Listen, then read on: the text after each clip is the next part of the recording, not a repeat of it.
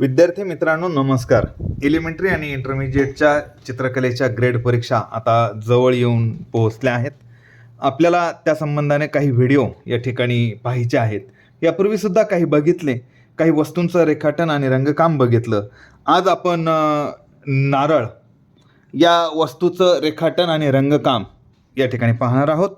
आता त्यासाठी रंगाचं माध्यम माझं असेल ऑइल पेस्टल. काही विद्यार्थ्यांचं म्हणणं आहे की ऑइल पेस्टलमध्ये आम्हाला हे सगळं रंगकाम तुम्ही करून दाखवा, जेणेकरून की त्यांच्याकडं ते ऑइल पेस्टल कलर उपलब्ध असतील म्हणून त्यांना तसं वाटतंय, तर हरकत नाही. आपण आता ऑइल पेस्टलमध्ये ते काम करणार आहोत. अगोदर नारळाचं रेखाटन पूर्ण करून घेऊ. यासाठी मी विचार करतोय की इथे एक पूर्ण नारळ असेल सोललेलं आणि इथं अर्ध नारळ असेल फोडलेलं. आता ते कसं रेखाटन करायचं आहे तर हे पहा.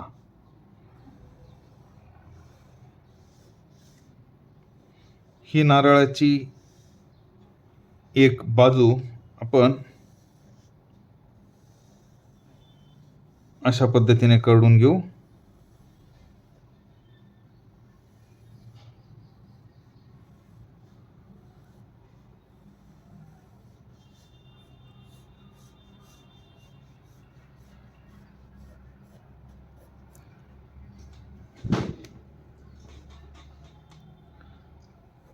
त्यानंतर हा भाग असा असेल.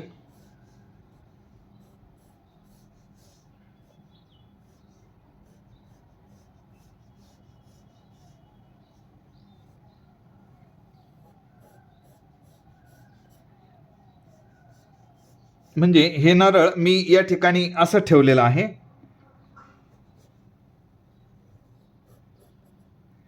आणि दुसरं जे नारळ आहे त्याला आपण इकडे दाखवूयात.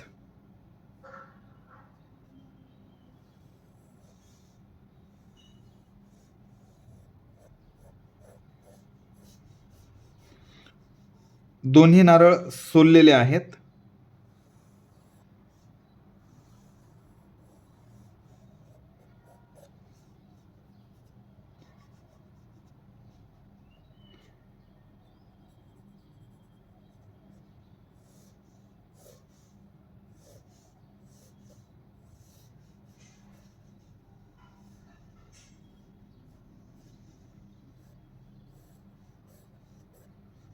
बघा, हे अशा पद्धतीने आपण एक रेखाटन करून घेतो आहोत.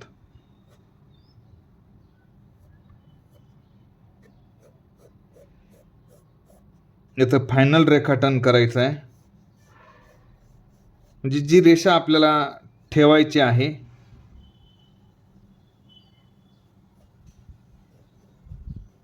त्याला थोडीशी गडद करून घ्यायची.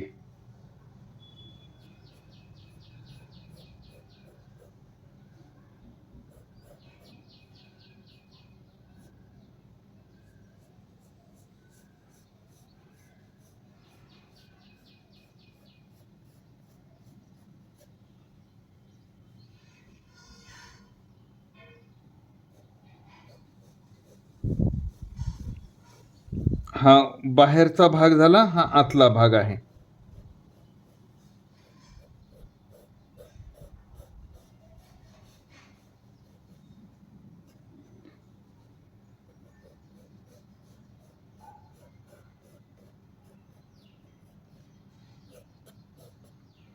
हा अशा पद्धतीने इतका झाल्यानंतर त्याला नैसर्गिक आकार येऊ द्यायचा आहे.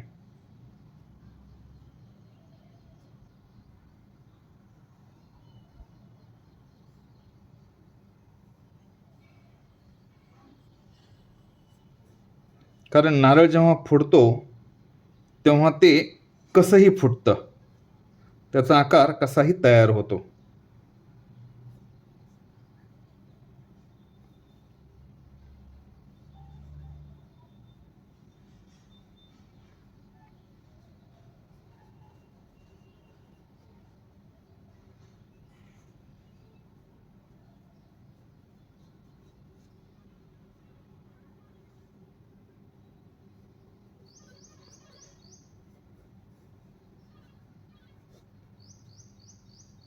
ही आता त्याची खोली.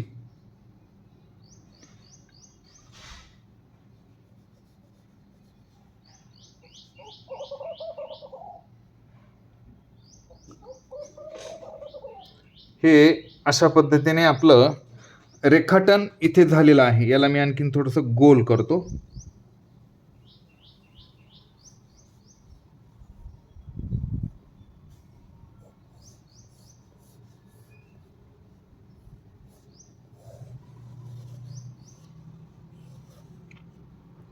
ठीक आहे. आता याच्यासाठी मी ज्या रंगाचा वापर करणार आहे, ज्या शेडचा वापर करणार आहे, त्याच्यामध्ये सगळ्यात अगोदर असेल येलो ऑकर. त्याच्यानंतर मी त्याला थोडंसं गडद करण्यासाठी करेल लाईट ब्राऊन. त्यानंतर त्याला शॅडो दाखवण्यासाठी मी दाखवेल ब्राऊन. आणि जो डार्कनेसचा भाग आहे त्याच्यासाठी मी वापरणार आहे डार्क ब्राऊन. चला तर आपण येलो ऑकरपासून सुरुवात करूयात. येलो ऑकर हा अगोदर सगळीकडे द्यायचा आहे. जसं तुम्ही यापूर्वीचे माझे व्हिडिओ जे बघितले असतील तर त्याच्यामध्ये आपण याचं ब्लेंडिंग कसं करायचं आहे ते बघितलेलं आहे. तर तीच पद्धत आपण या ठिकाणी वापरणार आहे. अगोदर हा जो येलो ऑकर आहे हा हलक्या हाताने देऊन घ्यायचा आहे सगळीकडे. असं देऊन झाल्यानंतर त्याचं ब्लेंडिंग आपल्याला करायचं आहे.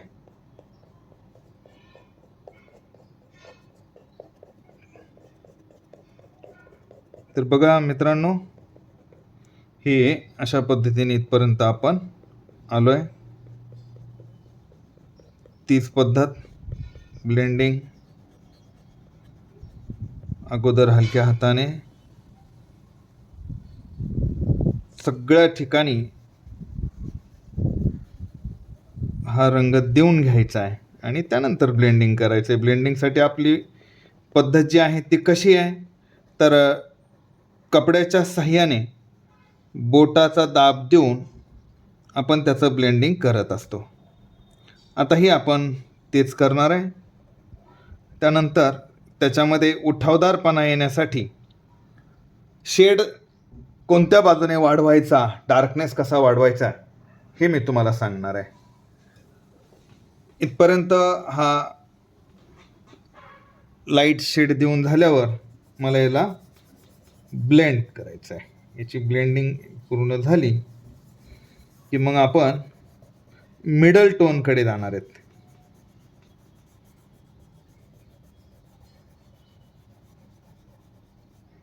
हे फार काळजीपूर्वक आणि काटेकोरपणे करायचं असतं. म्हणजे ती रेषेच्या बाहेरही रंग जाता कामा नये, नसता ते पुन्हा खराब होतं आणि मग त्याला दुरुस्त करायला फार त्रासदायक जातं.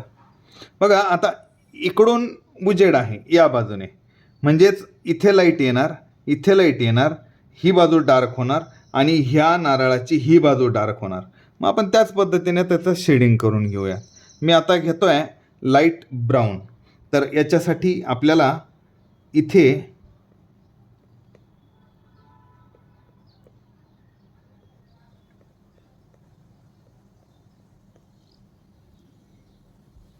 हे अशा पद्धतीने रंगकाम करायचं आहे.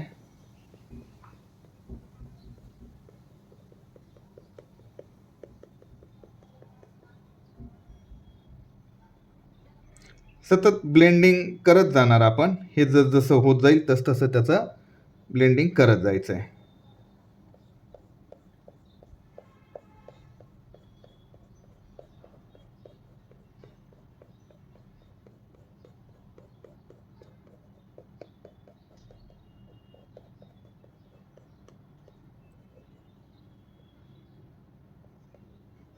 याला आपण थोडासा लाईट मिडलच म्हणूया या टोनला. नंतर पुन्हा मिडल टोनकडे पण आपल्याला यायचं आहे.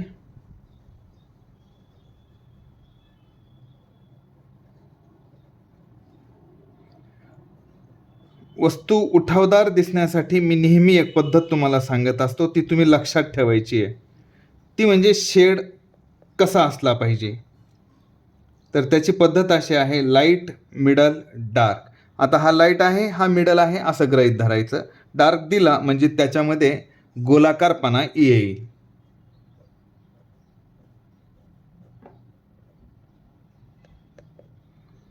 आपल्याला कपड्याच्या साहाय्याने त्याला ब्लेंड करून घ्यायचं आहे. याची ब्लेंडिंग अशा पद्धतीने पुन्हा एकदा आपण करून घेतोय.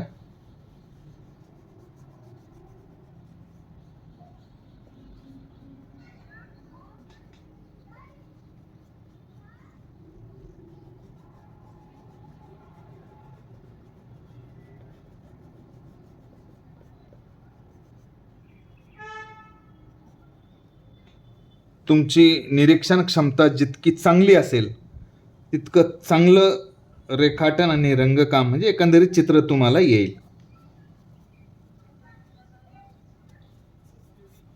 बघा, आता या नारळाच्या पुढे हे नारळ आहे हे आता लक्षात येत आहे का?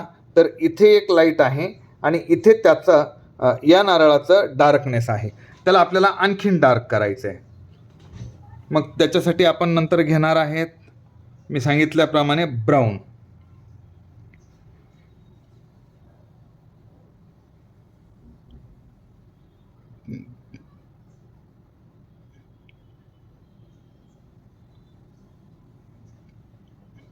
मी या रेषेपासून ब्राऊन देत नाहीये. कशामुळे? तर याचं रिफ्लेक्शन इथे येत असतं. वस्तू गोल दिसण्यासाठी ते फार गरजेचं आहे.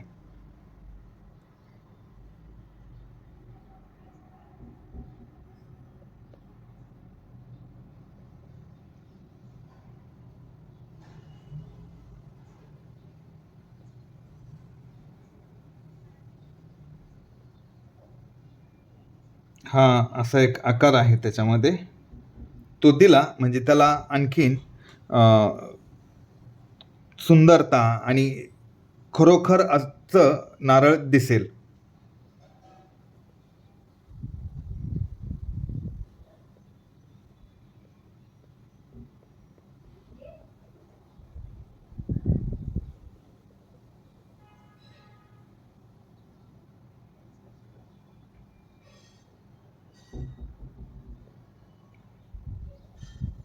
याला अगोदर त्रिमित आकार म्हणजेच लाईट मिडल डार्क टोनच्या माध्यमातून ती वस्तू गोल असल्याचा एक भास आपल्याला निर्माण करायचा आहे.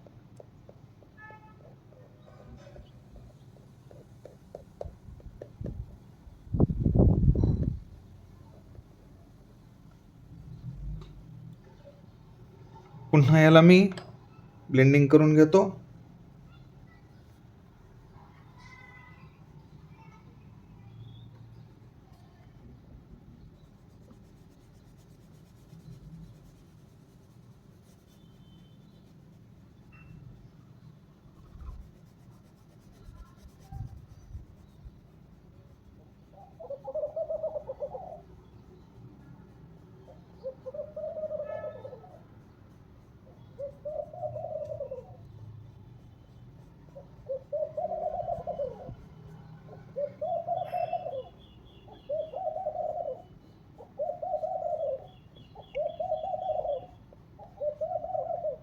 बघा, या पद्धतीने आपण लाईट मिडल आणि डार्क अशा टोनकडे जातोय. आता इथे जेव्हा आपण आणखीन डार्क करू ना तेव्हा हे नारळ उठून दिसणार आहे. मी सांगितलं आहे की जितकं तुम्ही मागची बाजू डार्क करता तितकी समोरची बाजू उठून दिसेल. त्यासाठी हे फार गरजेचं आहे. त्याच्यानंतर त्याचे जे लाईन्स वगैरे आहेत त्या पण आपण दाखवणार आहे. पण अगोदर याचा जो त्रिमित आकार आहे म्हणजे ती वस्तू गोल दिसणे हे जे आहे ना ते अगोदर आपल्याला करून घ्यायचं आहे. हा, आता मी चौथा जो शेड आहे आपला डार्क ब्राऊन याचा वापर करणार आहे. त्याच्यासाठी पुन्हा तीच पद्धत की जिथे अगोदरचा आपण डार्क दिला होता तिथेच आपल्याला हा द्यायचा आहे.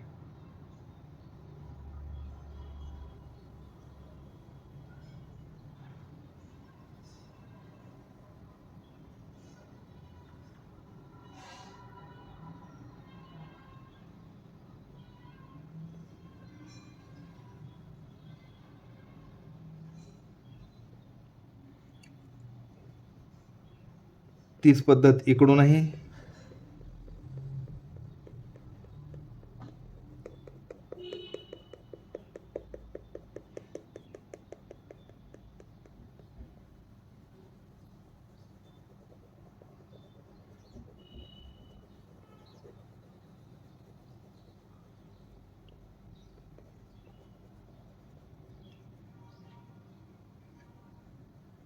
निरीक्षण जास्तीत जास्त व्यवस्थित करण्याचा प्रयत्न करा. इथे काहीसा डार्क भाग आहे, तो लगेचच इथे मी थोडासा अशा पद्धतीने देऊन घेतो. त्यानंतर ही जी गोल बाजू आहे त्याला नारळाची कवटीचा आतला भाग म्हणूया, तर तो सुद्धा इथे अशा पद्धतीने काहीसा डार्क आहे.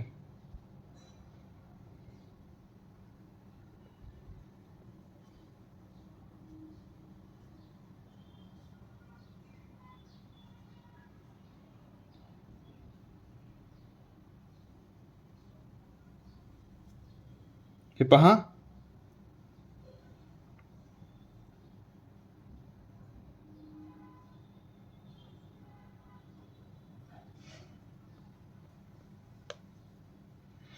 हे देताना मी हाताला थोडंसं हलवत होतो, म्हणजे मला असं एकदम गोल नाही येऊ द्यायचं आहे. इथे मला साधारण येऊ द्यायचं आहे, ज्याचा आकार थोडा कमी जास्त खालीवर झालेला असला पाहिजे.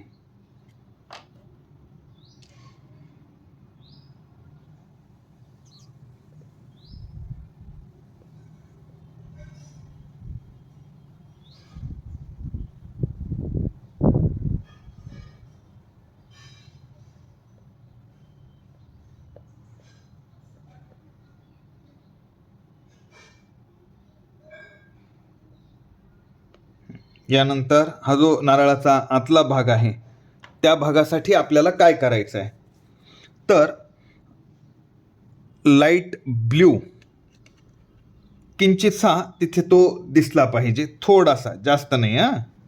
कारण नारळाचा आतला जो भाग आहे त्याचा रंग हा व्हाईट आहे, पण आपल्याला तिथे थोडासा गडदपणा दाखवायचा आहे, म्हणून मी किंचितसा ब्ल्यू इथे वापरतो आहे.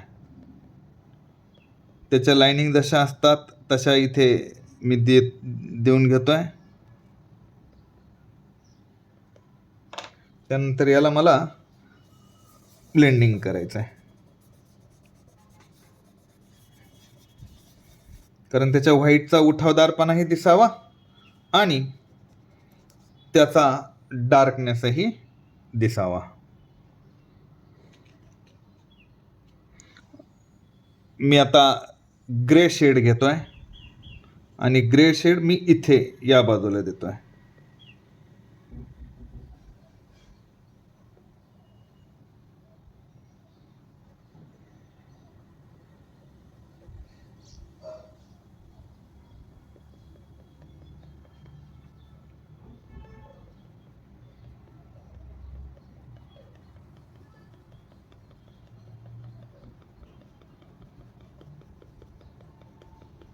पांढऱ्याला एक जी खुली आपल्याला दाखवायची आहे त्यासाठी आपण या ग्रे रंगाचा, या ग्रे शेडचा वापर करतो आहे. बघा, इथे आता खुली तयार होती आहे. ब्लेंडिंग झालं की तुम्हाला त्याची खुली आणखीन व्यवस्थित दिसेल.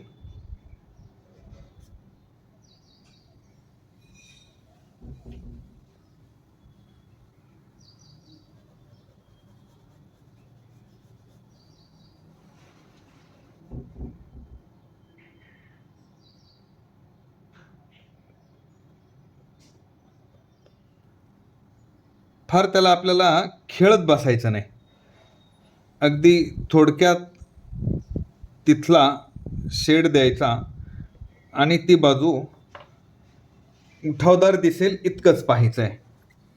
आता याची ब्लेंडिंग करून घेऊ.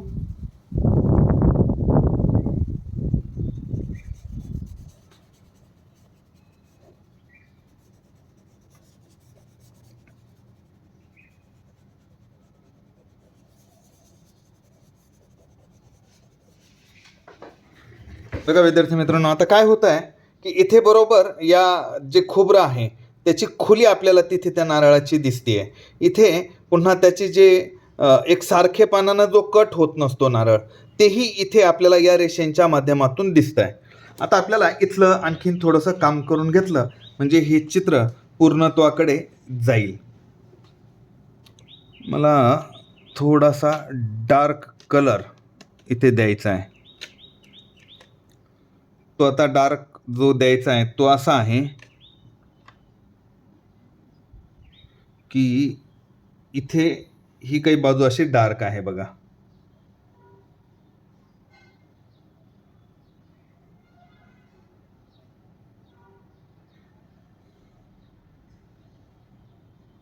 थोडासा दाब द्यायचा आणि मग ते काढायचं, ते येऊन जातं बरोबर. आपल्याला इथला जो हा भाग आहे कोणता, हे असा जो दिसतो तो काढायचा आहे.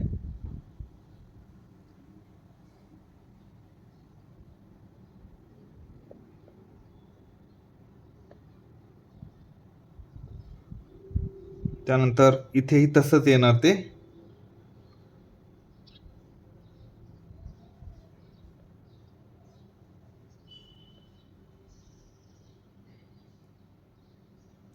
आता हा जो आहे, हा जो मी दिला तो म्हणजे लाईट ब्राऊन, आणि डार्क ब्राऊनने मी त्याचे शॅडो काढणार.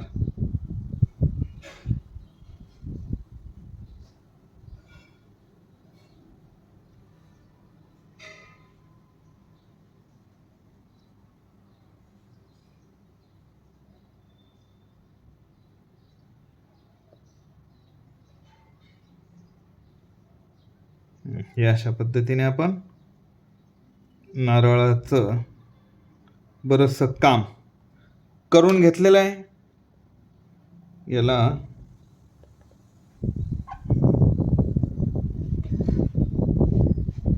असं इथपर्यंत झाल्यावर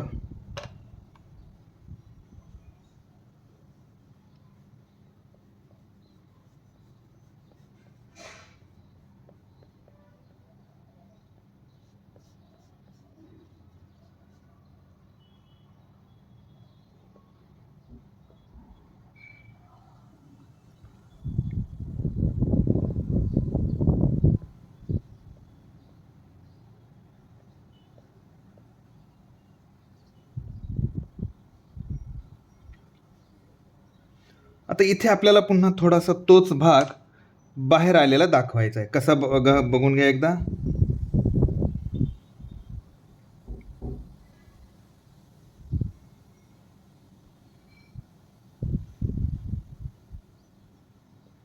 फार नाही दाखवायचं, एक 2-4 ठिकाणी फक्त ते दाखवायचं आहे तसं.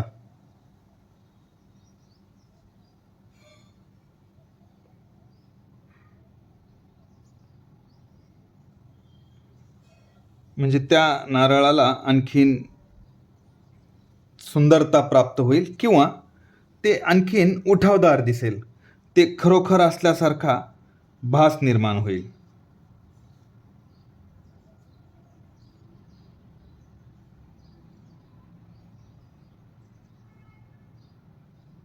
पहा, हे अशा पद्धतीने आपण नारळ ही वस्तूसुद्धा आज पूर्ण करून घेतली.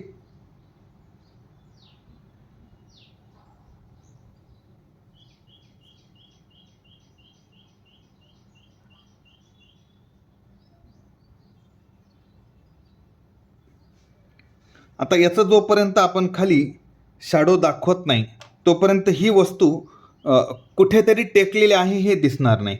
मग त्याच्यासाठी आपल्याला काय करायचं आहे, तर एक ब्राऊन आणि त्याच्यानंतर डार्क ब्राऊनचा मी वापर करणार आहे. इथे अगोदर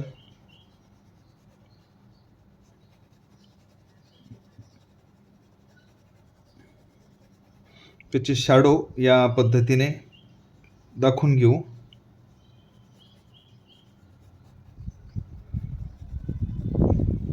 त्याचं ब्लेंडिंग करू आणि मग पुन्हा त्याच्या डार्क भागाकडे जाऊ.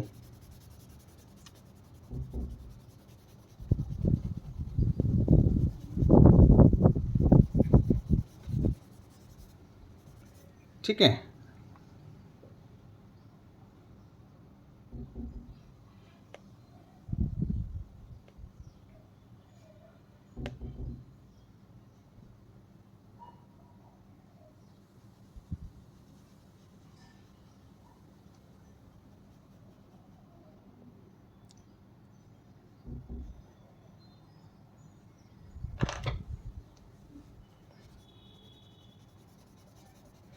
हे अशा पद्धतीने आपण नारळ या निसर्गनिर्मित वस्तूचं रेखाटन आणि रंगकाम हे दोनही बघितलेलं आहे.